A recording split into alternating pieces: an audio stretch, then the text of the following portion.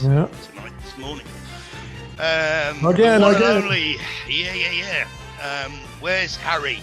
Harry, the last message I got from Harry was that he's in the bathroom. So he will jump in when he's not tied up. I think he's got a bug. I think he's got a bit of a stomach problem. I'm trying to be polite. So he'll just jump in whenever he's ready. So we're not going to wait for him. We'll kick off and do what we got to do. So how was your new year, my friend? Well, I mean, there's many New Year's, right? I was actually in the shower when the clock struck midnight, and I was in the shower because I shower like 3 times a day here because it's humid in Mexico. But I was like, I'm going to take a walk and just and it's a small neighborhood here, so I was just like, I wanted to just take a walk anyway. So I just was like, I think I went out around 12:30. And I was walking through the neighborhood, just kind of checking it out and seeing what the scenery was all about. There was some fireworks going off, went to the beach, got to walk on the beach, but it was just a typical night for me. How about you? Well, just another day in, like for me, it's Groundhog Day. I didn't even bother. I get up early. I like to get up early, so I go to bed early. I'm normally in bed by 10:30. So for me, it was just another normal night. I just went to bed and on the 31st and got up on the 1st. Yeah, it's interesting New Year's because there are many people that are like, well, it's the Gregorian New Year's, but it's not the actual New Year. People are like, well, the New Year is in the spring equinox. But what's really fascinating about that is it's not the spring equinox in the Tropic of Capricorn where the countries of Australia and New Zealand reside. It's actually their fall time. So, I mean, it's really interesting. And then when you kind of like, why are the tropics Cancer and Capricorn?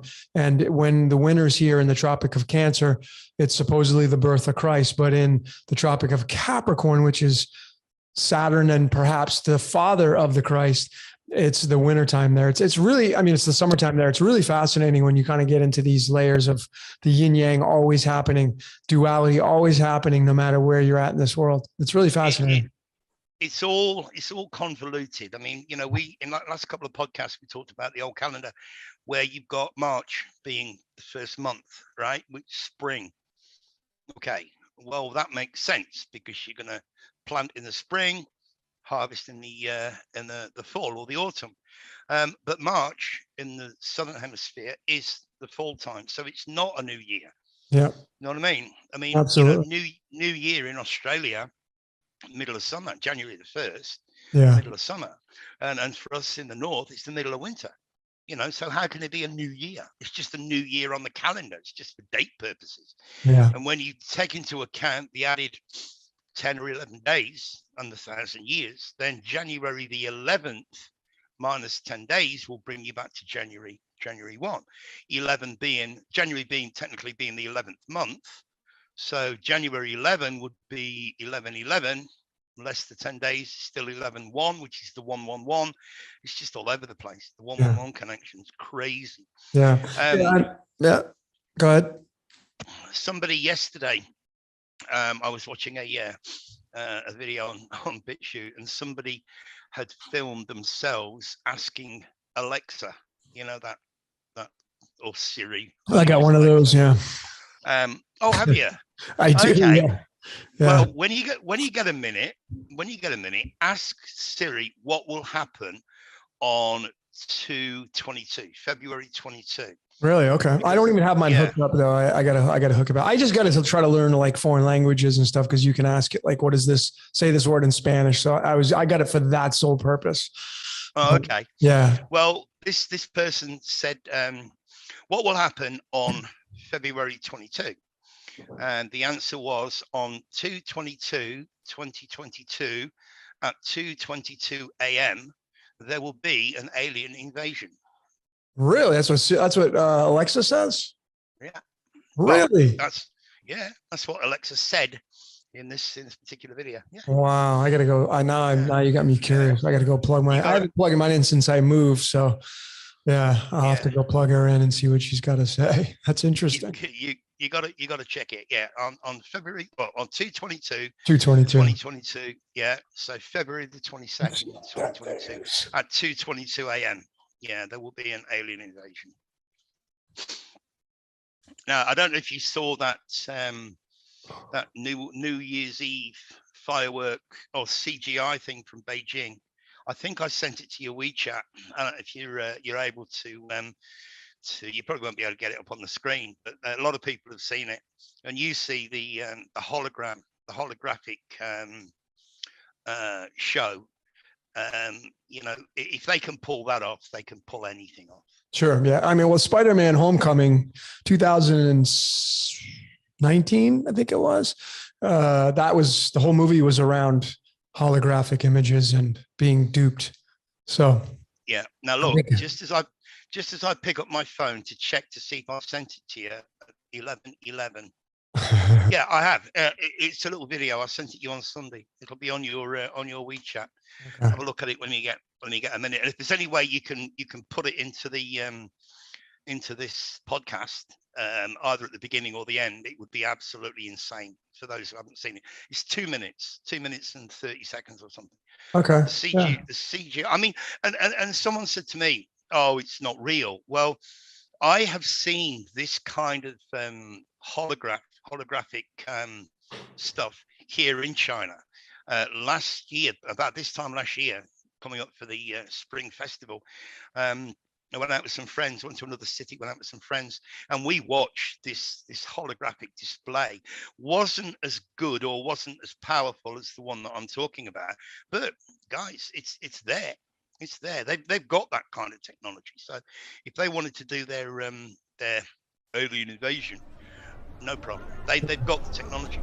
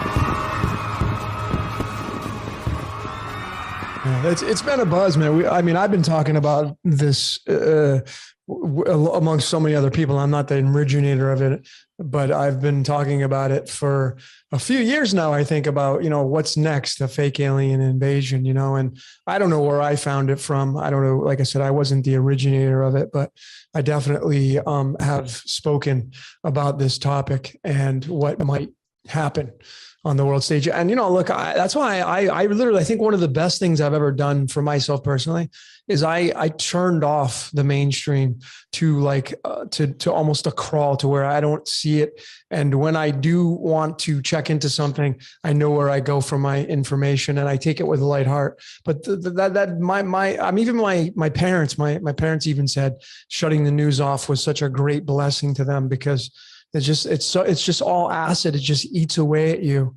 I did a video for the Syncretism Society. Big shout out to the Syncretism Society, Santos and Danny and those guys. I did one for my Cosmic Sugar brand in there about, just because you don't eat the acid with what you see doesn't mean you're not taking the acid in. So you got to be careful. And that's why I like observing this reality that is acid based, mainly observing it with a neutral lens where you can just say, well, it's pretty much not real anyway, and just have a light heart and have fun with this, because it can suck you dry, man. It's just an energy vampire is all it is. Yeah, absolutely. And it's funny, I was talking to a buddy of mine a couple of days ago. He's from the UK, but he lives in China. He's married to a Chinese. And my friend, he'd be in his mid-50s, and he always brings women into the conversation. Right now, when I say women, I guess I mean sex. He's always brings sex into the conversation. It's just him. But the other night when I was talking to him, and I'm like, oh God, here we go again. And I suddenly had this download, bro. You remember that video that Harry and I did called Six in the City, which is a play on words for Sex in the City. And we know that a lot of people will say that's a Mandela effect, because it used to be sex in the city and now it's sex and the city. In the city, yeah. Well, the city is a like a nickname for the City of London, which is the head of finance, right? So sex and the city, basically what rules our lives, right? And we made this video, number 61, I think it is from memory. But we didn't know what we were doing. We were demonstrating that everything in this realm is all based around sex, advertising, Hollywood, music industry, the whole boot and dice. They've got to bring kids' cartoons, they've got to bring sex into it. And it was why? And I was talking to my mate the other night, and he said to me, he asked me a perfectly sensible question. He said, Nigel, why are we here? And I went, boom. I know why I'm here. And I said to him, bro, I can't answer that question. That's something that you've got to figure out for yourself. But the answer to my previous question came as to why the powers that shouldn't be involve sex in everything. It's a distraction. It's to prevent us from finding out or discovering our real purpose for being here. Now, when we were 18, when we were in our 20s, you had these Hollywood girls. Yeah, we're now finding out they're not. And music industry people, doing all the hot dancing. Now, if you look at, let's just take someone like Tina Turner or Madonna. These women that are into their 60s and are still, Tina Turner's wearing the mini skirt and doing the raunchy dancing and so on and so forth. So even when you get to, sort of in your 50s and your 60s, you're still being targeted by, I mean, if you look to an 18-year-old singer or a young pretty girl and think, oh my God, I'd like to, I'd like to spend the night with her, then your mates would call you a pervert. Dude, you're 50 years old. Why would you want to? But when you get to 60 years old, it's perfectly natural for you to to turn around to me, Logan, and say, hey, God, didn't Tina Turner look sexy in that mini skirt or whatever? So it's relentless from when we're old enough to, you know, to get together with the opposite sex, right the way through until our beyond middle age. We're still being bombarded with that kind of narrative throughout our whole life. And I'm convinced now that it's to prevent us from finding out what our true purpose is. I mean, you look at guys like myself, Harry, you, Santos, many others that talk about this kind of thing. We're all single guys now.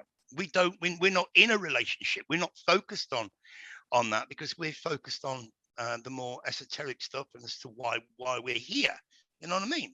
Yeah. And then somebody made a comment the other day along the same lines, that if there's a lady in your that comes into your life, right, and she's so pretty, I want to be with her so badly. Hang on a minute, badly? Why wouldn't you want to be with her goodly? You know what I mean? Oh, I want you so badly. Well, actually, I prefer it if it was good, you know? So again, it's all dressed up in the language. It's all a con. The whole thing is a complete and utter con and a distraction to stop us from discovering who we are and why we're here. Yeah, I mean, I look at it a little.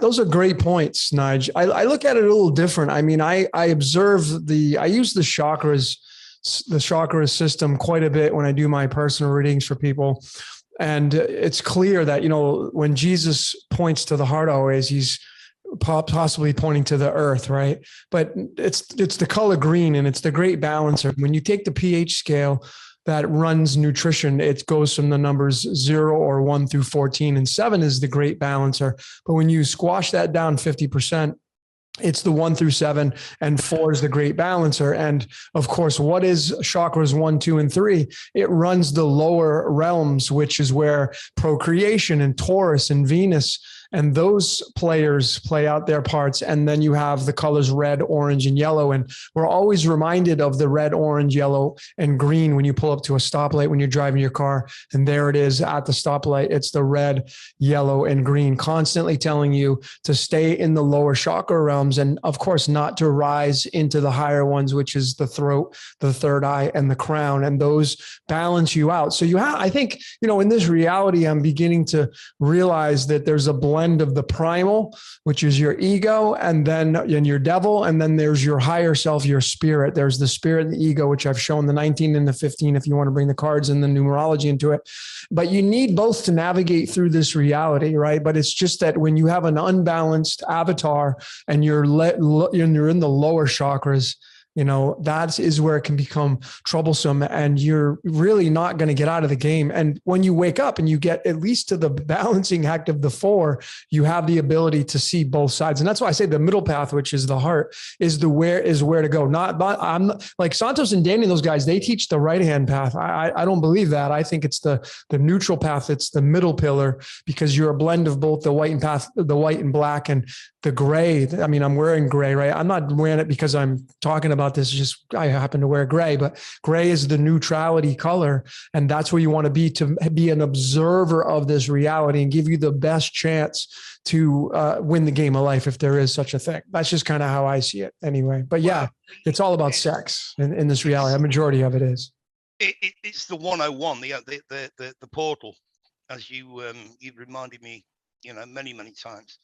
You know, in the last podcast that Harry and I did, we showed the columns, the Jackie and Boaz, which is the BJ, you know, and then somebody in the comments said, well, what about flipping it to JB, you know, James Bond, and there are many other biblical Jesus, BJ, and what's a BJ? You know, exactly what we've just been talking about. But the middle way. I mean, I think it was Dolores Cannon. I'm not going to make any comment about Dolores Cannon, but she used to teach that the Jesus character used to teach the way, the middle path, which is exactly what, you know, guys like you and I try to stay on. Don't take sides. Whereas, as you rightly say, Santos prefers to take the right-hand path, the righteous path. Well, you're still picking a side. You know, for me, it's straight down the middle, the 101, the LOL. You know, which I don't use anymore. I've gone back to using ha when I send a text with a joke or something. You know, I used to use LOL. I don't use it anymore. Yeah. Because it's the 101. Everything in this realm has got an esoteric connection to it, and some of those esoteric connections are given a negative connotation, like the number 33 or the number 666 and all this kind of stuff, where in reality they're just numbers. You know, I mean, each knows. I can give you an example. If you it's just a couple of notes that I made the other night. The word ritual and the word ceremony in Chinese is yishu. It's the same word, right? They don't have a different word for a ritual or ceremony. It's the same word. What we've done in English is we've given negative connotations to the word ritual and positive connotations to the word ceremony. So we've split them, right? But in Chinese, it's the same word. And the same applies for Mingyun, which is fate and destiny. It's the same word in Chinese, whereas we've given fate the negative connotations, as in fatal, and destiny the positive connotations, right? In other words, you know, oh, it was our destiny to meet. In China, they would say it's our fate, because it's the same. Technically, it's the same meaning, but they polarized them. They've created the duality. So you use this word or you use this word, fate, ritual or ceremony, and destiny being the positive aspects. And you can find loads of examples in English where that's the case. And that's why I always like to check the Chinese, see what the Chinese word is for these particular words. And in many cases, you find that there's no difference. Yeah, I mean, you start doing the phonetics of the words, it really kind of changes a lot of things. Because I mean, if you just use the classical word "you," like you and me, you can just put the letter "u" there, and that's exactly how it sounds. That's how it's spelled. And there are a lot of words that do the same exact thing, you know. So I would be really, you know, it'd be really cool, Nigel, is if we could, because you're teaching over there in China, if you could get the phonetic spellings of these words that really kind of tailor into the English language. I bet there's a lot of hidden gems in there, you know, a lot of. Oh, mate, I spend a lot of time breaking down the phonetics of the English. You can't so much do it with Chinese because Chinese is a tonal language anyway. Yeah. Like if I was to write the word, the three letters MAI, this is a good example. MAI on a blackboard in a Chinese classroom, the kids wouldn't know whether or not it meant buy or sell, because it's a different character, but when you spell it out phonetically, yeah, it's my or my, if you want to buy or sell. So when we're looking at phonetics, it doesn't work in Chinese, but it certainly works in English. I mean, there was one that I missed the other day on our previous podcast when we were talking about assination, and the amount of references in the Bible to an ass. Jesus rode on an ass.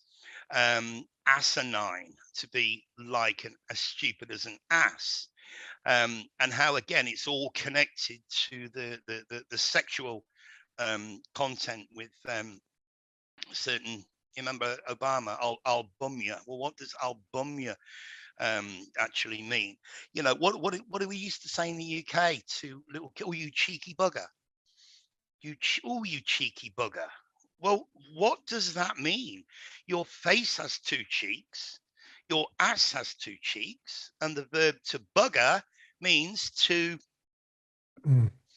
You know, Yeah, I mean, it all comes down to the game. You know, I mean, as I've said before, this is not something new. The game that we're playing needs players. That's it. And that's why if you go study Genesis 1 verses 28, it'll tell you that the God of that book says, go and be fruitful and multiply and procreate. Go start humping.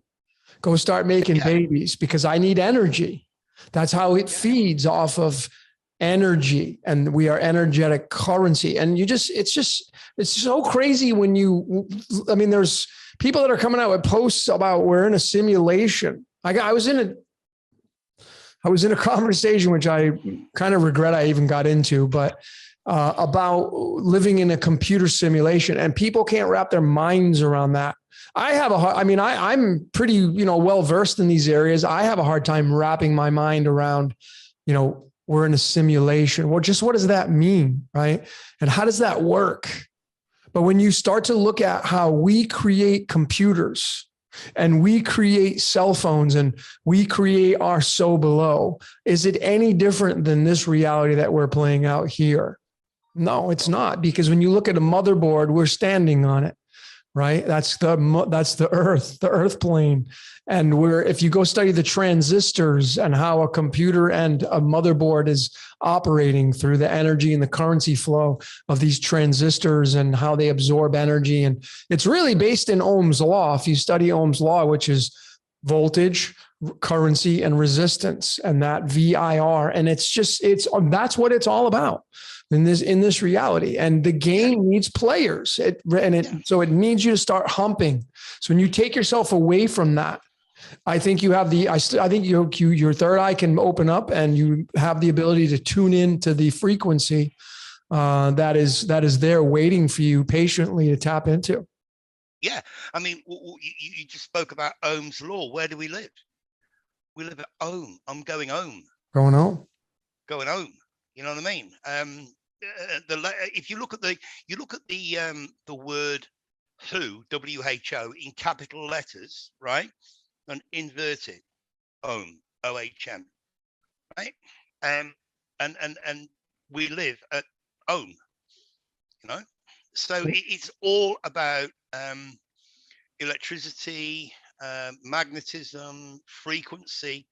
People just don't get how important frequency is. I mean, if you're listening to somebody, Logan, playing the piano, just casually playing the piano, it's just in the background, it's nice and soft, and and they hit a bum note, oh, it makes you cringe. Why would it have that much of an effect on you? Because it's all to do with frequency, which is why things resonate with you. How are you? I'm sound. How are you? Oh, that's sound. That's good. Yeah. That rings a bell. The amount of connections that we've got, they're almost like throwaway sayings, that everyday sayings that we use in English without even giving them any thought whatsoever. You know what I mean? Yeah. That rings true. Oh, what he said resonates with me. You know what I mean? So there must be some truth in it, because I can feel the truth in what he said. What was the other thing that I wrote down? Yeah, and isn't an interesting word, medicine. Break it down phonetically. Med is sin. Med is sin. Well, I would do medicine. This proper syllable is MEDICINE. Medicine. Not medda. Yeah. Yeah, I get it. Yeah. I mean, it's just how you pronounce it phonetically. That's why I've been as a true numerologist, as a fan of numerology, the science of numbers. Get away from I don't know. I'm not even going to say lame gematria, but it's just that's get into numerology. That's where you're going to find your truth, and get rid of your vowels and go right straight up to consonants. Start decoding just consonants. Take all your vowels out. Start creating a foundation with that. A whole new world will open up before your eyes. And then you're going to be like, oh my God, a shiny new toy. So if you're a decoder, get rid of your vowels for a month. Start decoding all your words with just the consonants and see what you come up with. And you'll be mesmerized with the shiny new toy that's going to present itself to you. Well, you could go one step further. When you look at non-essential letters, the alphabet itself is a construct, right? You have an S in many words that end with I's, I-S-E. In American spelling are Z, right? So we don't need the Z. We can use an S in place of a Z. Why do we need an X when CKS is the same pronunciation? Kicks, KICKS or KIX would give you the same. So we don't need the X. The Y is an I. We don't need the Y, right? If you look at, I think it's Hebrew, they have similar sounding letters, but one set of these letters is used at the end of a sentence rather than, you know, the beginning or throughout the sentence. It signifies the end of the sentence, which in English alphabet you could relate to the X, Y, and Z. We don't need them. You know, does it matter if you spell spy SPI or SPY? Doesn't matter. The W, why is it called a W when it's a double V? You know, and if you look at a lot of the old Roman Latin, the U, the V has become the U. Yeah, so we don't need a U. Do we need a W? No. You know, once you reduce it down, we don't need a J. You've got the I. You can actually get rid of, I think I was talking to my mate Mike the other night, we got it down to 19 letters, 19 essential letters in the English alphabet that you can't live without. And there's that magic 19 again, Logan. Going right to the sun. Right there, baby. Yeah. Which, you know, it's really, you know, what's fascinating about this damn card and the 19, and this is the 19th card in the tarot. But so the only letter in the English alphabet that looks like an S is the number 5. Yeah. The number 5 is the only number that looks like the letter S. So here's the 5th card in the tarot, which is called the Hierophant. And it operates through the 5th house of astrology. Guess what rules the 5th house of astrology, Nigel? The sun. Oh, of course, yeah. Yeah, the sun's the lord of the 5th house. So the sun runs the 5. The sun runs the pentagram. The sun runs man. We are the pentagram. We're man. That's why when you cut an apple open, it's the pentagram in the middle. We are biting the apple, the knowledge. Man is the 5, which is the sun apple, in man's form. The apple is a good one. I mean, I spoke about this a long time ago, that if you cut it vertically, it looks like the female. The womb, yep. Yeah, and if you cut it horizontally, you get the 5, which is probably why it was used as a symbol in the Bible. Yeah, because of that. Not because it was fruit in that, you know, Eve actually ate the apple from a tree. No. It's all symbolic. Sure. It's all symbolic. Yeah. But yeah, it's interesting that that you get that result when you cut the apple north to south or east to west or whatever. I did a decode on that exact, not an apple, but it was a tangerine, and it was on was it my 42 decoded? I don't remember, but I had a guy from Australia, a friend of mine, big shout out to Sam, great tattoo artist. His friend had a dream, didn't even know me, but had a dream about me and Sam. And I was in there, and he asked Sam to ask me how I peel an onion or cut an onion or something. And that was the trigger for me going into this decode. It was like mind blowing. Like, this is a complete stranger, doesn't even know me, yet taps into my code through a dream. And that was the trigger point. Yeah, I was, and I did a decode on it, and I gave those guys a big shout out. Just, you know, another sign, another tale for me of my tape that I'm being used, which I'm totally okay with. Without a doubt. But, you know, just one more little phrase that we use in English that people never seem to consider. How can something be a fate worse than death? If death is supposed to be the worst possible thing that could ever happen to you, How could something be a fate? You'll suffer a fate worse than death. You will if you do that. Please explain. Mm. You know what I mean? Mm. How can you have a fate worse than death? Yeah. Right? Well, I mean, we have this big fear and stigma around death, you know, but I mean, it does start with the letter D. I mean, even with words, man, just forget about the entire word. If you're going to be a numerologist or somebody who uses gematria, just use the first letter, you know, figure out the first letter is the director of the ship. And if you know what the letters mean and you know the symbology behind the letters, man, you'll have so many more keys to the kingdom. But, you know, I see this huge, I don't know about you, but I see this huge burst of people decoding, and they're just enamored by connecting words to numbers. And then, oh, well, this one equals the number 60. And so does this one. So it must mean that, right? And we're all using this platform, right? But I just see people just using that. And to me, it's muddying the waters in so many ways. And so we now have so many narratives out there in the decoding world that I see. I mean, it's just like you're after your truth, you're standing in your truth, and you're defending your truth. And it's just, I think there's a lot of muddying of the waters right now in the decode, a lot of division that I see. And I've been part of it myself, so I'm not immune to this stuff. But I don't know about you, Nige, but it's pretty predominant right now. Yeah, I totally agree with you. But I mean, I think what a lot of people are coming to the realization of is, you know, as you were saying earlier, we're talking about this being a simulation, a virtual reality environment, hologram, whatever you want to call it. And then, but what happens once you start decoding and getting into the numerology and looking at the gematria is, you know, as you always say, man is not doing this. Man has not coded this. This is a computer generated simulation. 3.14 pi 22/7 is the code. Phi 1.61 is the code of nature, the Fibonacci. And the speed of light is the operating speed. It really is. It comes right down to those three elements: pi, phi, and the speed of light. That's it.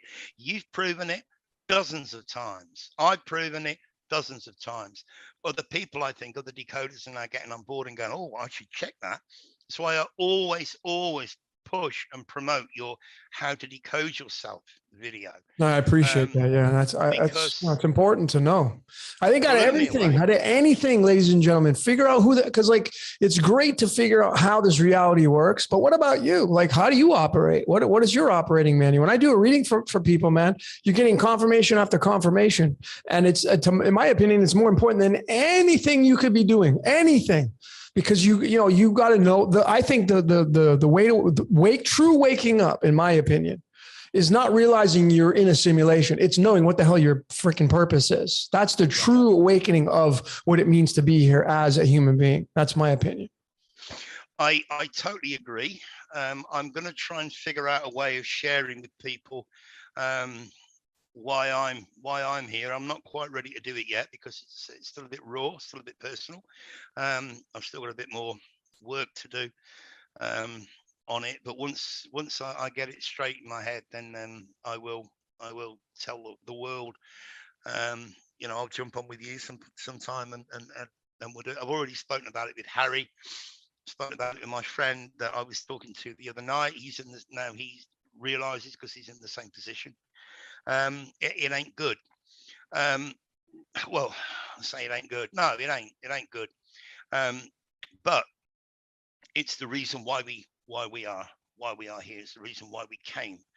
But as you say, for guys watching this chat, this podcast, you've got to go out. You've got to do your own decode. And as I say, on Logan's channel, Decode Your Reality. Just go to How to Decode Yourself. It's an hour. It's just over an hour long. Make notes, follow the instructions, and see how it works for you. When were you born? What time were you born? It doesn't really matter. I don't know what time I was born. But you know, what about your parents? When were they born? When did someone important in your life die? When did you have your kids? When did you do this, and how old were you when you did that, and you can follow it back, and you can pick up all these breadcrumbs that prove beyond any shadow of a doubt that our lives are scripted. Absolutely, 100%. Yeah, I mean, even how to decode yourself video it's an hour and 5 minutes long, and that was I shot that before I came up with finding and discovering that the Masonic description of the God, they call it the great architect of the universe. The great architect of the universe equals 105. The video on how to decode yourself is an hour and 5 minutes long. When I found that discovery, like, people are like, oh, haha, that's kind of funny. That's just a coincidence. But no, when you go through the timestamps of my videos, I can show you time after time after time that I'm tapping into the code, that codes are tapping into me. I'm observant. See, when you observe the code long enough, the code starts to observe you back. That's how it works. That's what I'm finding in my research personally. That's what I believe at this point. So I'm heavily invested into researching this code for the benefit of all humanity. It's not just myself, because I could go out there and just put a ton of information about who I am and what I'm all about. And, as you said, Nadia, you're not ready to release it yet. I don't know if I'm even ever going to, because I've had a lot of people ask me like, hey, show us who you are, whatever. It's not about me, right? It's really not about me. It's about the world and making the world a better place. That's my mission. It always has been my mission. And I stand by my, research. I was just involved in a friendly dispute on another fellow decoder who I respect, on living in a simulation. And it just ended up going kind of like people end up, like piranhas, man. People just, no, it's this, and how can this, and you're doing this, and da-da-da. And it's just, it can't get to the point where I'm just like, I realized that I'm probably going to end my commenting on people's posts from here on out, because, I have over almost 250 videos now, and that's my support. And then you get people that just cast their opinions, and then they like, oh, this is how it is and you're wrong, or, they're calling you this or calling you that. And so I just see a lot of division right now. And I'm just realizing that I'm not interested in that at this point. I'm just going to I come in and do friendly stuff with you guys. And I do stuff with, I'm going on Syncretism Society tomorrow, I'm going to be jumping in tomorrow and doing their podcast. These are the people, like, we don't agree upon everything, but we're at least doing the research, and we know that we're headed towards the same direction or end result. And that is finding out exactly what the hell this is all about, what this reality is all about, and why we're doing all this kind of stuff and what it means to be a human being. So we also get what I consider to be, you talk about it being kind of connected or in touch with the code. I also think it's got a lot to do with confirmation. What I mean by that is, in the last podcast that Harry and I did, which was number 100, we were talking about the 11, the pillars, the 111, the 1111. I'm not like, I don't have any editing software or anything. When Harry and I do our videos, I hit the record. When we end, I hit end record or stop record, and the video is as long as it is. And this has happened more than once, as you know, but this one was 34 minutes 22 seconds. 3 and 4 plus 2 plus 2 is 11. I mean, what are the chances of that actually happening randomly or appearing randomly? From the moment I press record to the moment I press, I don't even look at the clock, was 34 minutes and 22 seconds, which comes to 11. And this has happened time and time and time again. And when it does happen, I see that as being confirmation that what we've presented is pretty much on the money. You know what I mean? Pretty damn close. That's how I see it, and that's how it connects you to what we laughingly call reality, or our perceived reality. It connects. It's the same with all these breadcrumbs. When you go back throughout your life and you do the decode on how to decode yourself, as you say, there is nothing more important. Once you understand that this reality is a simulation, the next natural step would be, well, okay, what am I doing here? You know, what is my purpose? I mean, it's easy to say that the meaning of life is that life has meaning. That's easy to say. Well, what meaning? Well, go and find out. Harry and I were talking off. We weren't recording this, but I'm going to throw this at you. What people like David Icke call the perception deception. How do you and I even know, Logan, that what we're looking at or what we're seeing is exactly the same as what, you know, how do I know that what you're seeing is the same as what I'm seeing, and what I'm seeing is the same as what you're seeing? And a really good example of this, and I don't mean, this is going to sound horrible, but I really don't mean to be disrespectful to anyone with what I'm about to say, but it's a really good example of trying to explain it. How many times, Logan, during your life have you known someone or had a good friend, reasonably good-looking friend, who gets married to a girl or a woman, and you look at that girl and you look at your friend and you think, oh my God, how can you wake up with that every morning? And I'm sure it's the same for girls, you know. Are you seeing her the same way that your friend's seeing her? Well, you can't be, because he finds her attractive and you don't find her attractive. So is there something wrong with you, or is there something wrong with him, or is it just the perception, or what, as I say, what David Icke would call a perception deception? And, you know, I know there are going to be people listening to this going, God, yeah, my sister-in-law, God, she's really ugly, but my brother loves her. He thinks she's wonderful. Now, again, you know, one of the nicest people I ever met in my entire life was a lady in China. She's a few years ago now. She moved to Japan. Her English is off the charts, but this girl at the time, she was in her 30s, mid to late 30s, never married, no kids. And to put it in a polite way, she's never likely to be married, right? She's just not attractive. She knows she's not attractive, but what a beautiful human being.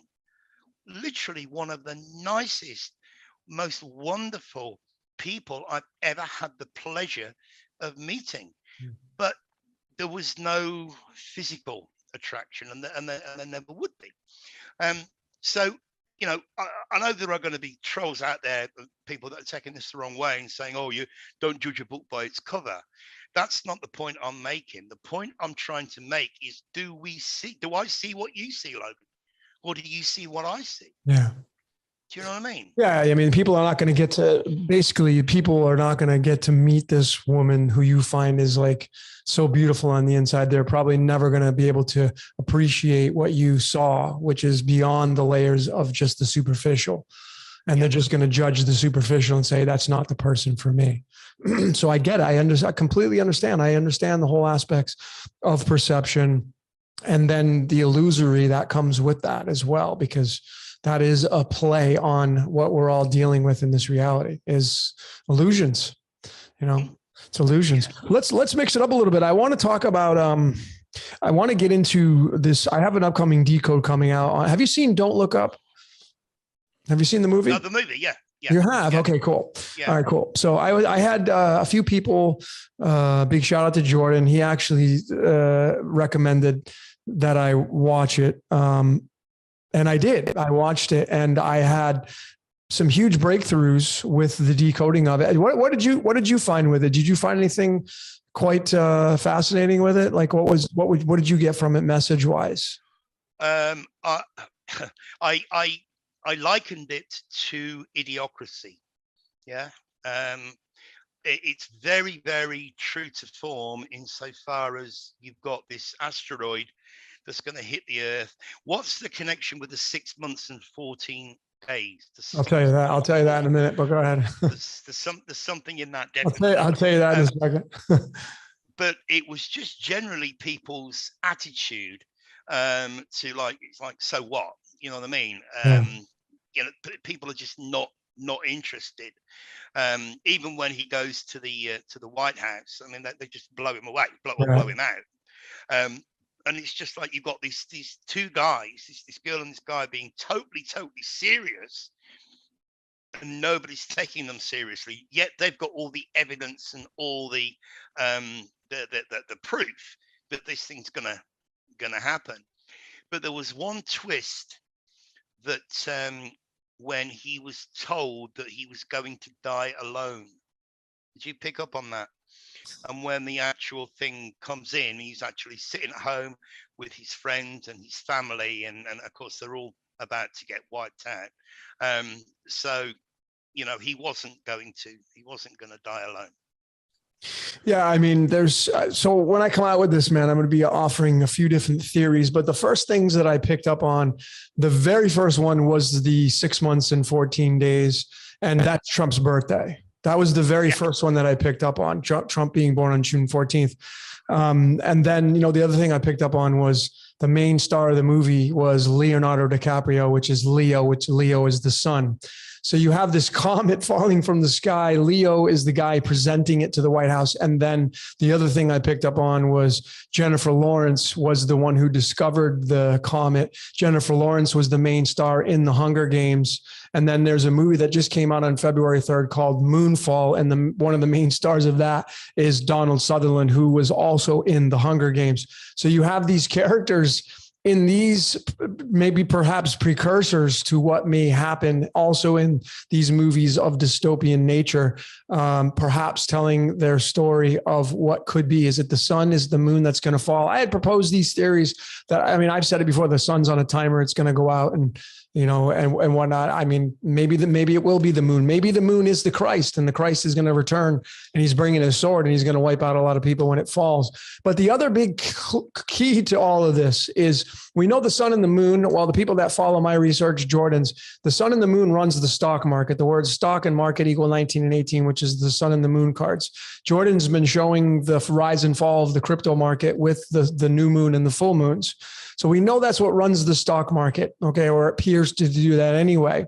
So if we bring in these layers of money in the financial markets, is Don't Look Up talking and telling you not to look at the peak of these markets, because the stock market, the New York Stock Exchange, the S&P, all these are on major highs right now.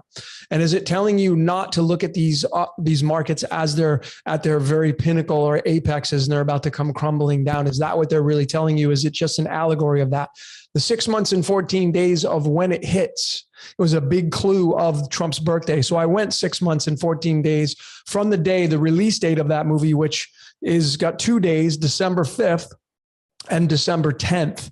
December 5th, and you add 6 months and 14 days, it puts you at June 19th is the actual day that the comet would hit. Now, 19 is the sun. It's the sun card, right? So you have a match to the sun card with that movie automatically. And you have Leonardo DiCaprio, Leo, the sun, playing the main character of the movie itself. So you have a big reference to the sun, but we know the sun runs the stock market. Okay. So you have these referencing points as well. And then when you go on to the June 19th card in the cards of illumination, you get the Jack Clubs card, which is card 24. Trump equals 24, Donald equals 24 in numerology. So there's this other underlying tale that perhaps is alluding to the fact that, and I'm saying this is possible. Now I have to disclaim this is possible, that the selection of Biden and Harris will be removed because the public will finally realize that it was built on a fraudulent foundation. And what would happen is Trump would be put back into office again, and that would be around the summertime of what they're saying. This Don't Look Up. The markets will crash. All these major events will happen.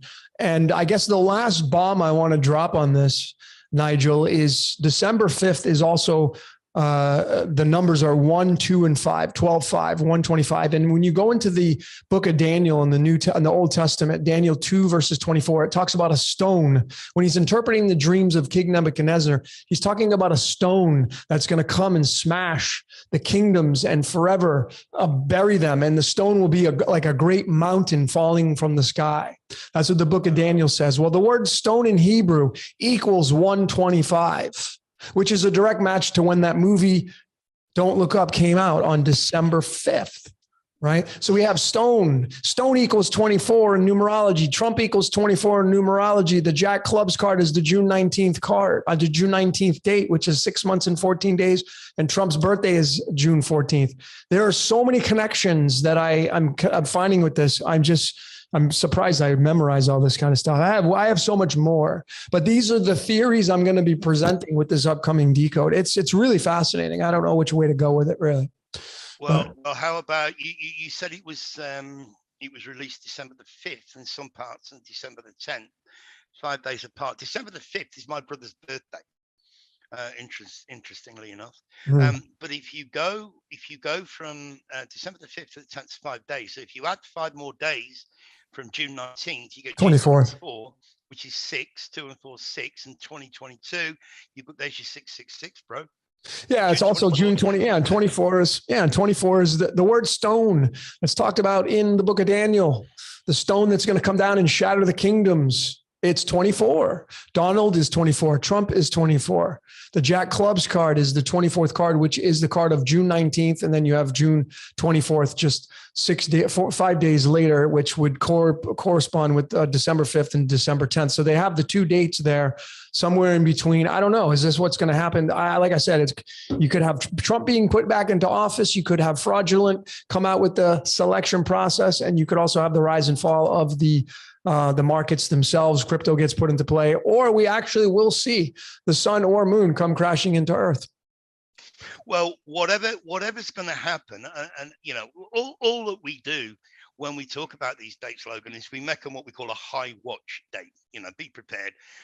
Hopefully the day will pass. And, I mean, remember the old December the 31st, 1999. Everything was going to shit itself, wasn't it? Because the Y2K, and of course nothing happened. And a lot of times, we look at these dates and we go, something's going to happen, and it doesn't. But it doesn't mean that we shouldn't keep our eye on those dates, and if something happens, expect it to happen and understand why it's happened. But I have a feeling that I can't get can't get away from, that something this year, something something on the size, the scale of 9/11, or even bigger, something biblical is going to happen. Yeah, I think so too. I think nature is going to have its say. And there could be a lot of people that get wiped out. I mean, if there is really a reset coming where nature has its play in this, and there is something that will fall from the sky, as what these movies are alluding to. Well, I mean, it would make sense to have these underground bases everywhere to kind of go run and hide in the caves in the, underground. And, I mean, that's perhaps what the whole reasoning is behind that.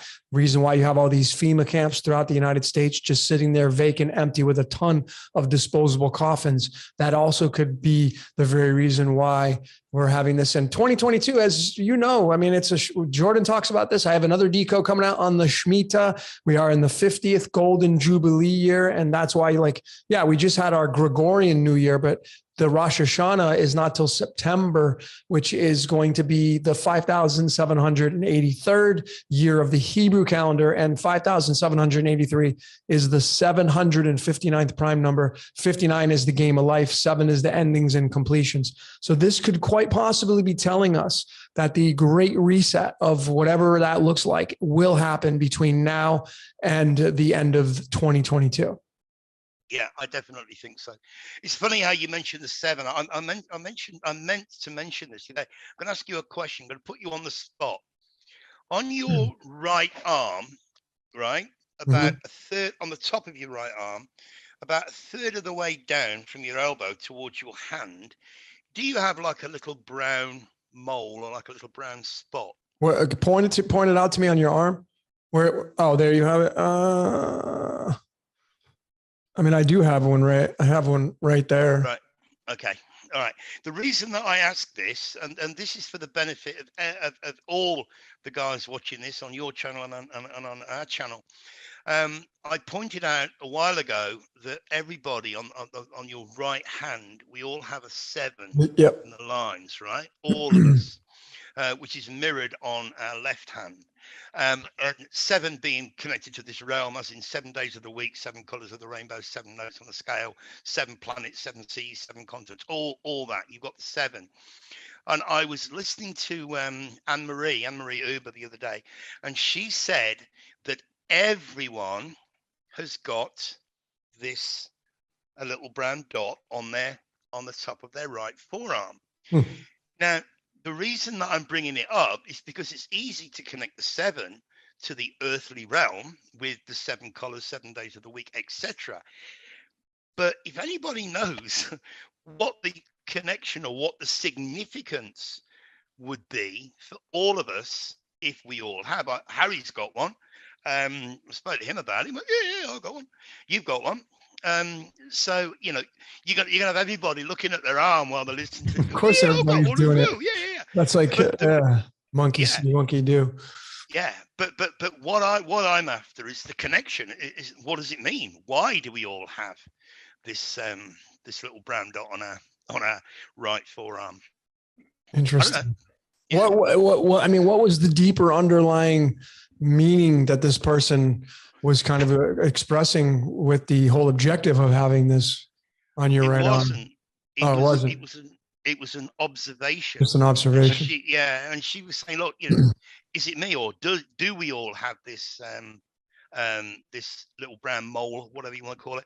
And if so, why? What does it mean? And I thought, well, that's a bloody good question.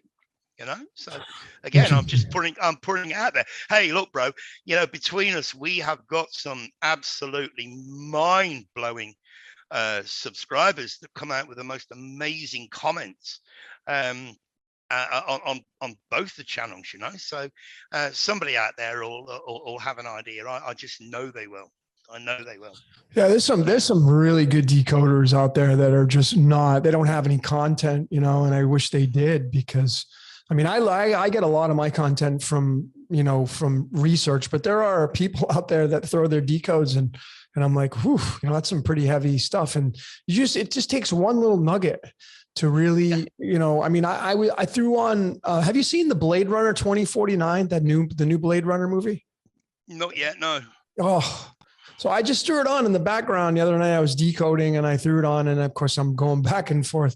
And there's a date on with the movie, and it was just, the connections are crazy. But that movie's about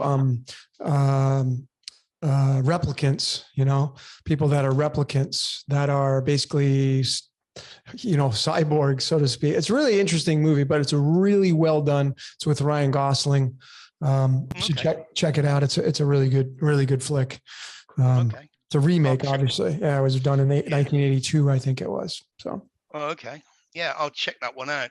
Another one that somebody told me to check is Falling Down. Apparently, Michael.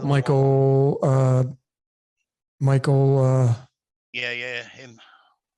Michael Douglas. Michael Douglas. Yeah. That's a great movie. I've been binge watching quite a few movies. I put a list up on our last podcast of it just happened to be 11. I mean, you can't, fucking 11 just keeps coming round and round and round. 11 movies that I'm suggesting people watch because they're just full of truth drops. Even if you've seen them before. Sausage Party is just a mind blow. Have you watched that one? I haven't, but this is like the third time you've mentioned it. So I think I'm probably going to have to, it's kind of raunchy. I know that I'm not really interested in the raunchiness, but I'm looking for the truth bombs. So, well, you've seen Toy Story, right? Oh, of course. Right. At Toy Story, the toys can talk to each other. Well, it's based along the same things. It's all the different kinds of food in the supermarket can talk to each other. So the raunchiness of it is funny. You know what I mean? You've got a Frankfurter sausage talking to a bread bun, saying, "Oh, I can't wait to get in you." All right, you know what I mean? It's raunchy. It's more of a innuendos, sexual innuendos. But if anybody listening to this is tempted to watch it, and you've got young kids, no, take the kids out of the way. But the and I know, Logan, you will be tempted to decode it, but I don't think there's a need to decode it because the truth bombs are just so blatant in that movie, but it's a must watch in my opinion. It's from 2016, I believe. Absolutely crazy. It's insane, man. When you start to, I mean, I was watching, well, I was eating my salad to this afternoon, and I decided to throw on an episode of Seinfeld. Right, I think Seinfeld's a really funny show. And of course, I'm looking at the apartment he's walking in. There's the 3C. You know, it's just everywhere. The 33 is just. And you can't just label it as Masonic, folks. You know, like you got to get away from that kind of mentality, because they're using it, yes, but now you're using it. So does that make you Masonic? No. You know, I mean, it's just the 33 is a very special number when you know how to read it. And it is man. It's man. It's the all-seeing eye, but it's man. It's tied to the all-seeing eye, tied to the spiral, tied to the G. It's tied to so many things, you know. So we got to get past this mentality of Masonic and even the Jesuit stuff. Like, you know, get away from the whole Jesuit is the bad kind of enemy, evil organization. And I'm just not into that blame game kind of situation. Well, you can twist things as much as you want, you know. I mean, you and I were talking on the phone the other day, and I mentioned about the 56 and the 65. You can give it whatever connotations you want. You mentioned that your How to Decode Yourself is an hour and 5 minutes. Well, that's 65 minutes. Did you design it to be 65 minutes? No, of course not. None of us do. We just hit the record, and when we finish, and it is what it is. But you've got the 6556 right there in your How to Decode Yourself, which shows you that it's a powerful number straight away. What age is in the West do people retire? Do guys retire? 65. Why? Why not 66 or 64 or 60? You know, these numbers have a resonance throughout the whole reality. This fake simulation that we find ourselves stuck in, but they're there for a reason. You know, the 6 and the 5, you know, together almost form an 8, as we showed in our last in our previous podcast to this.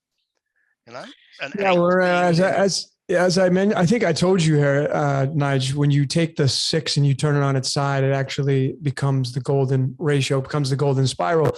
And we know the 6th chakra is the third eye. And I did a decode on this golden ratio when I was moved here to Puerto Morelos, and I moved into my third level casita, and I had to walk up a spiral staircase. And that's what led me to the golden ratio, and how I was just kind of led to that. But that 6 is tied to, and the golden ratio is tied to the third eye. The 5 is the throat. Essentially, it's the third eye and the throat working harmoniously together to create this reality. It's, you know, I speak what I see, and it's not from these, it's from the third eye, right? So you speak what you see, and then God said, let there be light, and was light, and all this kind of stuff. You can bring theology, you can bring any ancient text, and just, you know, I know that a lot of people are decoding the Bible, but what about the freaking Vedas, folks? What about the Upanishads, man? You know, what about that kind of, because you got Brahma, Vishnu, and Shiva. You go to, you know, the land of where Hinduism, the oldest known religion, by the way, it's older than Christianity, by the way. The ancient texts of Hinduism are older than the Bible, by the way, and people are not decoding this kind of stuff. You know, they just strictly go to, well, the Bible says this, and this is the authoritative. And what about the Upanishads and the Vedas? When you go over to the Far East, they're going to say, the Bible, get that out of here, man. That ain't the truth. It's Brahma, Vishnu, and Shiva. And those 3, what do those 3 mean? It's the same thing, folks. What does Allah mean in the Quran? It's the same thing. It's just a different wardrobe of whatever created this reality. That's Allah. it. Arm, leg, arm, head. It's the human body. Yeah. A-H. Arm, leg, arm, head. There's a girl in our Telegram group. I'll put the link below, guys. If you want to join our Telegram group, please just jump in. We talk about his story, and she's in India. And the amount of times that I've discovered something in this reality, and I've, oh my God, I've never, oh wow. And I'll flick a personal message over to Katie, and she'll come back and she'll go, yeah, and like, you know, what couple of things that I find absolutely mind-blowing, and I've thrown them at her, and she's just like, yeah, like it's just normal, everyday, like yeah, nothing special about that. And I'm like, whoa, you know, she's really, really well versed in this, these Hindu texts, and absolutely amazing information that she'll bounce back at me. But we in the West, we don't do any of this decoding or looking at any of the, you know, it's all the Bible. The Bible's full of shit. It's all allegory, all of it, all allegory. You know, I think it was Thomas Jefferson said that the Bible contains 5% diamonds and 95% dung. And he's pretty much spot on. But there are hidden truths in there, as we all know. There are hidden truths. But a lot of it, again, is mockery. You know, getting back to Jesus rode an ass. Well, you know, what's the difference between an ass and a donkey?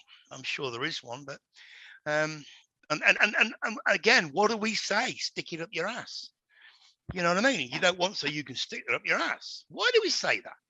Because again, it's built into our culture, into our society, into our narrative, and nobody takes a step back, or very few people take a step back and go, well, hang on, what's this all about? Why do we say this? Why do we do this? And when I found myself over here teaching English, it was a great opportunity for me to suddenly go, hang on, why do we say that? Why do we use that word? And that's really what started me off on my awakening, was the language. You know, breaking words down and seeing what they really mean. As we were speaking about earlier, the phonetics, the phonics of the word. I mean, you can write out phonetically the capital letters, right? You can phonetically write a word for A, B, C, D, E, F, G, etc. But you can't write out the phonetic sound for a, b, k, d, e, f, g, right? You can't do that. But you can spell out A, B, C, D, E, uppercase, but you can't do it for lowercase. Well, what does just that alone tell you? That everything is, that sound is more important than writing or you know, the written word. You know? That's why, you know, and I'm a fan of numerology and gematria, but that's why just using that to get a truth, because you were looking for 1 + 1 = 2, it can be very, very challenging. I mean, if you take the word, I mean, phonetics is where it's at. That's what Chaldean in numerology. That's why people like, why do you use Chaldean? Why do you think? Because it's built on phonetics, folks. That's not only the oldest known numerology cipher. See, whoever created Gematrinator, it's Derek's website. I don't know Derek personally. I've communicated with him a few times via email, but whoever created that website, man, they're I don't know where they're even getting these ciphers from. And ultimately, because of the number 9 is embedded in all these ciphers, you're going to get truths in all of them, because 9 is a repeater number. That's why you can take the reverses and you can find, oh, there's the number matching up with that. And you can find the patterns, because the number 9 is going to repeat everything. And that's what holds it all together. The number 9, which is going to be tied to the golden ratio again.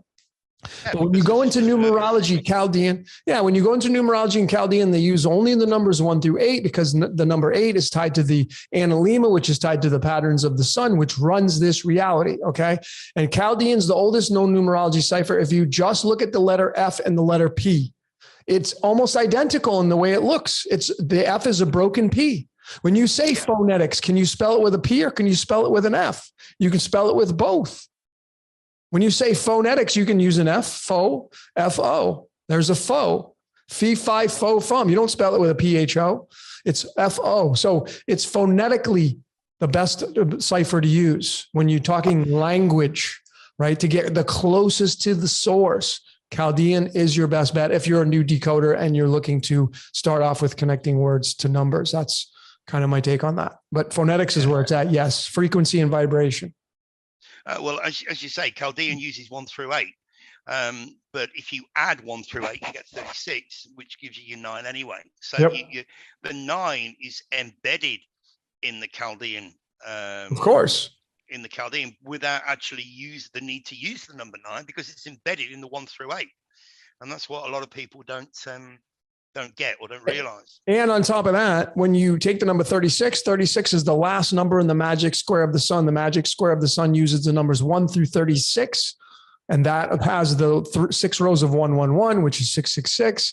36 is the element Krypton. That's where Superman was from.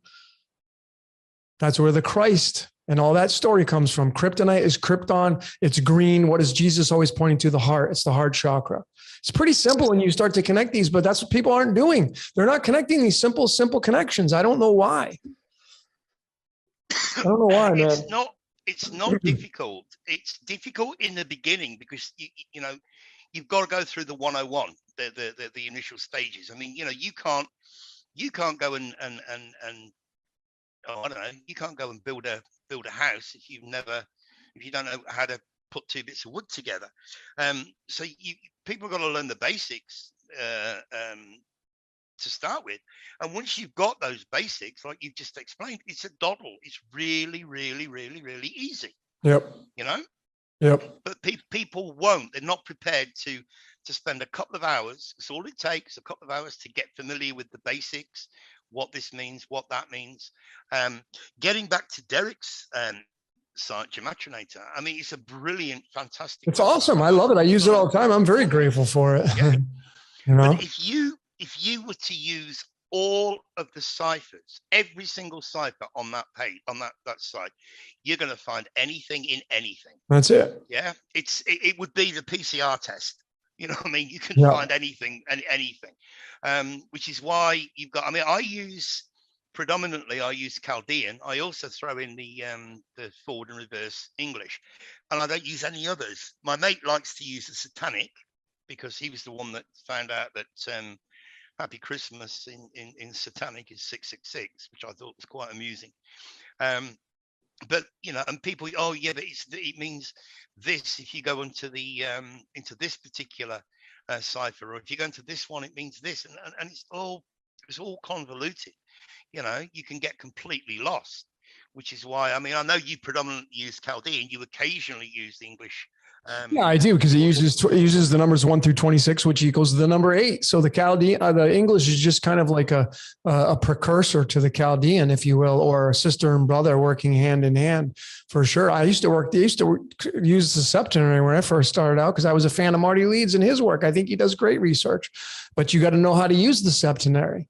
You can't just use it with you can use it with anything, but it just gets watered down if you know what you're looking for and how to use it, it completely changes the story, right? I like getting into the primes and the Fibonacci's and then getting into the foreign languages. Like if you're going to decode the Bible and you're decoding the Old Testament, you got to use the Hebrew, right? And if you're going to decode the New Testament, you got to use the Greek, and it can be challenging because some of these words, when you're using them, they have different spellings when you start looking at them. So it can get really challenging when you start to decode foreign languages. Absolutely. What about the Francis Bacon cipher? Oh yeah, I love Francis Bacon. Well, it's a very special cipher because it's the only one that uses the uppercase and lowercase 1 through 26, 27 through 52, prison planets 52. So it's a very, very special. And the uppercase 27 through 52 is the dog Latin exclusively used by the Vatican. So if you want to know what the Vatican's language is all about, start using and incorporating just the Francis Bacon. And again, you know, it's like just eliminate all your ciphers and just use one for a while and see what you can come up with. Because, you know, it's fun to get connections, but it's even better to get a foundation and then get your connections, and then you'll become more advanced and more advanced. I'm considering doing a how to decode. Like I have had a lot of people ask me to come out with some instructional videos on how to do it. I'm considering doing that. It's going to take me a lot of time, a lot of energy to put into that and to really dummy it down. But I'm considering doing that on the methodology that I use anyway and how to do it. But you know, we'll see. Where would you even start? Yeah, well, where would you even start? Yeah, I know. Where would I start? Right? Yeah. Well, I would start with numerology, of course. Probably just go to the basic fundamentals of Chaldean, just that one alone, and then tying that to. I know Chaldean's tied directly into the tarot cards and the alchemy, the you know, all the elements on the periodic table. So I know that it's the closest to these two elements and then the cards of illumination. So I'm looking like. anybody watching this right now, I am looking for someone to build a website kind of like Gematria, but a more advanced one. If you are a coder that can do HTML code and you want to help this mission, I don't mind paying some money to do it. I don't mind paying it. I just need somebody that will do it. I've had people come, oh, I'll do it. And then it doesn't, I'll pay. I don't care. I need someone that's a coder that wants to do it. And I'm going to be involving the cards of illumination, the tarot, more layers. So it's just easy peasy for you. And you type a word in, you get the outcome of the word, you get the outcome of the card, you get the alchemy, all these layers, because this is what we need as tools, as decoders, to really take it to the next level. So if you're a coder, man, send me an email, decodeyourreality@gmail.com. Reach out to Nigel and Harry. Any way you can find me, respond to my YouTube channel. I don't care. I'm looking for a coder. So if you're that person, man, let's roll. I'm ready to do this. And what better year to get that than 2022? 2022, yeah.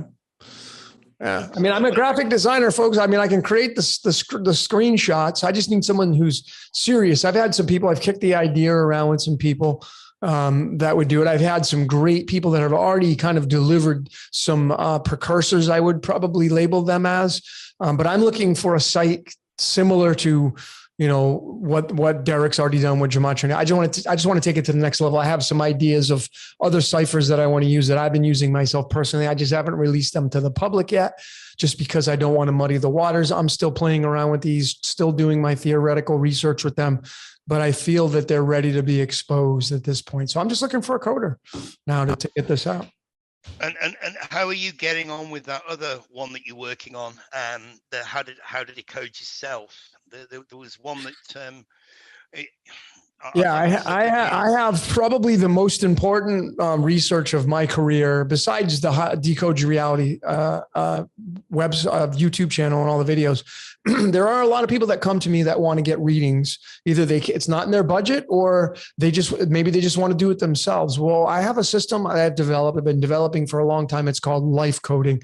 And it is where you will not need to hire anybody. If you want to, of course, you get another layer. It's always nice to get an interpreter of your charts.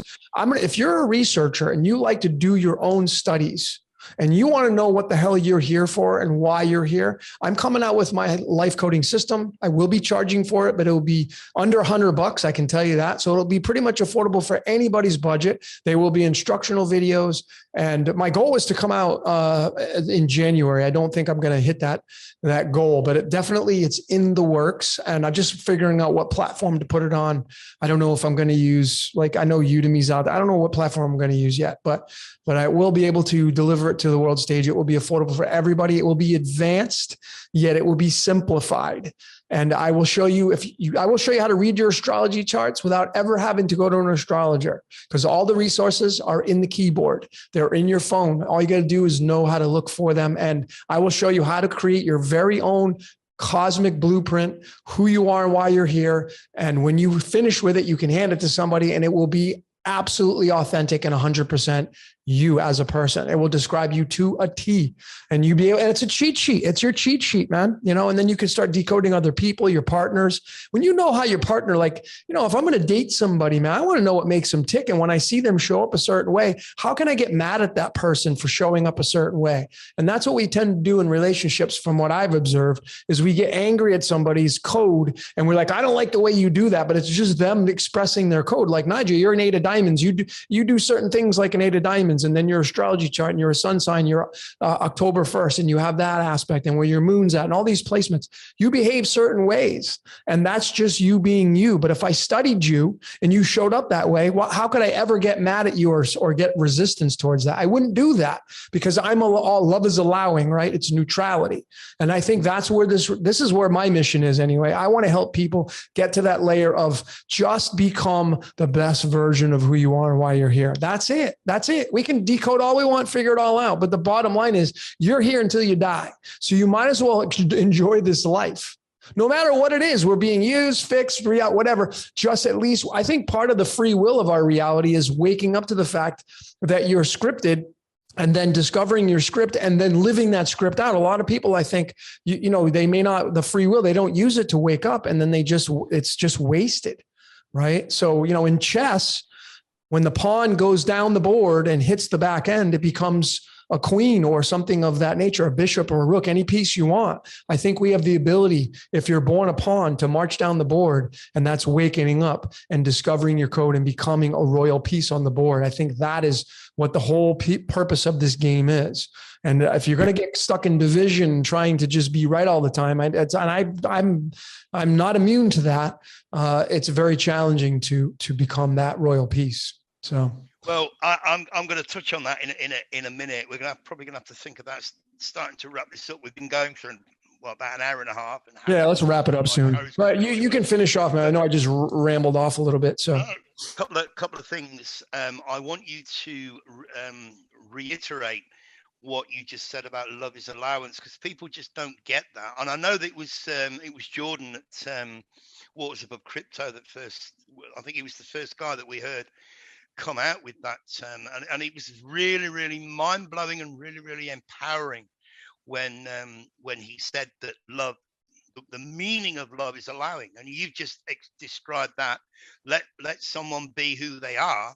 If you don't like them for who they are, then don't play with them. You know, don't you can walk away, but you can't change someone just because they don't. You know, I love this girl, I think she's wonderful, but I don't like the way she does that, and I don't like the fact that she does that, so I want to change it.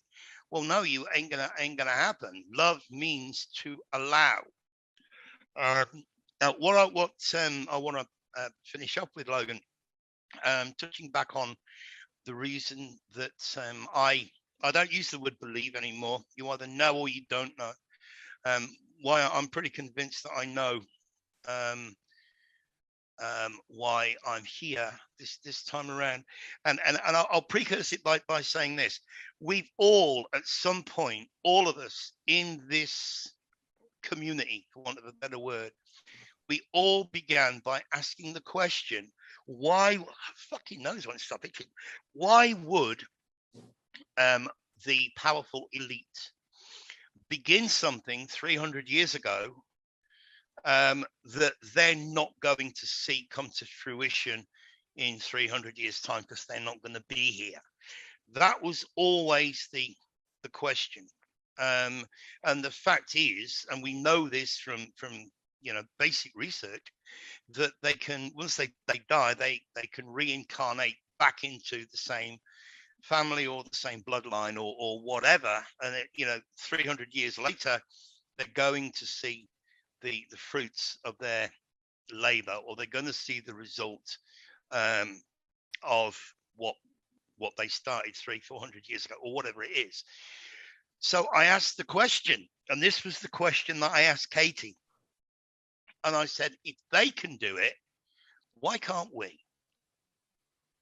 If they can do it, why can't we? Okay, they're doing it because they're going to reincarnate back into the family that has the wealth, the power, the so on and so forth.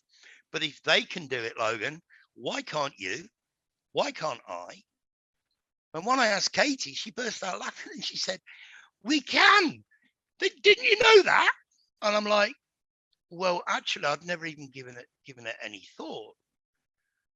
So can we choose, if we wish, to incarnate back into our own family, into our own bloodline? And this was the question that I was deeply puzzling me. And I thought, I know, I'll ask Katie, because she knows all about the Hindu and all that kind of side of it. And when I asked her, it was like, yeah, of course. What a silly question you're asking me. That was how her reply seemed to come back. Yeah. And I thought, wow, because that took me to the next level, to the next step. And that's why I know why I'm here. We'll finish recording, and I'll tell you the rest of the story. I love it. And then you tell me what you think, and whether or not, sorry guys, whether or not you think I should how this would be, what the reaction would be if I told the next part of the story. So don't go away, Logan. We'll finish the recording here, thanks, guys. Well, thanks Harry, everybody for listening. Yeah, Harry didn't make it. Yeah, well, he'll be here Oh, next good. time. Yeah, well, this is not the end. This is number 3. So Harry, I guess, will be joining us at number 4, Decoding the Playground, number 4. I just want to thank everybody, you know, like me or not, I have a lot of people that follow and subscribe. And, you know, I have a lot of love for humanity itself. And I appreciate each and every one of you, haters or not, people that like me or not. We're after the same thing, folks. We're after freedom and having the ability to experience life at the highest threshold. I mean, ultimately, that's where it's at. And part of that is waking up to the fact of knowing what your code is. And that's my mission. I'm just like, you know, I did a reading and the lady said, you know, you're a tour guide. So now that's what I've been saying. Thank you, Tiffany. I'm a tour guide. That's what I am. The main piece of who I am. You want to know who I am? I'm a tour guide. I'm here to show you the amusement park. It's not my job to get you on the rides. You got to get on whatever ride you want to get on. Not my job, not my responsibility. So I just want to make that declaration here. And now I appreciate each and every one of you for all your support and your subscriptions and your donations. And, you know, I really appreciate it. So. Well, Harry and I tend to say the same thing, that we are tour guides. You don't have to like us. Just take the information and do whatever you want to do with the information. I mean, on as far as we're concerned, I mean, you know, we both got Harry and I both got a regular job, so to speak. We're not monetized. We're not in this for any financial reward. We're purely and simply in it for the feedback that we get. I mean, you know the same, Logan, from the comments on your channel. The feedback that we get from our subscribers, that's what drives us. That's what keeps us going. You know what I mean? So, yeah. Well, it's acknowledgement. I mean, you know, it's part of the primal, and the ego is just that, you know, you want to be acknowledged for your work. Of course, musicians, they have this passion to play, but when they put an album out, of course, they're looking at their sales. Of course, they're looking at their fan base, because that's the acknowledgement, and that encourages them to make more albums beyond the scope of just like, I want to play music and make albums and, you know, play music in front of somebody. So there is that whole primal and spirit kind of always playing out in front of all of us in all of our lives. And what you said, Nigel, was perfect. You know, I think it's cherry picking what you need to make of your own life. And that is like, I'll take a little bit of what Nigel says. I'll take a little bit of what Jordan says. I'll take a little bit of what Logan said. And then you're just going to break it all down, and that's why I say, make the truth your own, because it's very possible we're all creating our own fractals anyway. And the only thing that matters is your truth anyway. That's it. All that matters is your truth. That is it. That's the whole name of the game. Your truth. Yep, absolutely. That's why they put their hand on when they've been before the court of law. Are you going to say the whole truth, nothing but the truth, so help you God? Nothing but the truth. You're going to speak your truth. That's your truth. Yep, absolutely. Yeah. All right, guys. Well, look, we'll wrap up the recording here. And thanks for being here. Thanks for joining us. Sorry, Harry, we missed you, bro.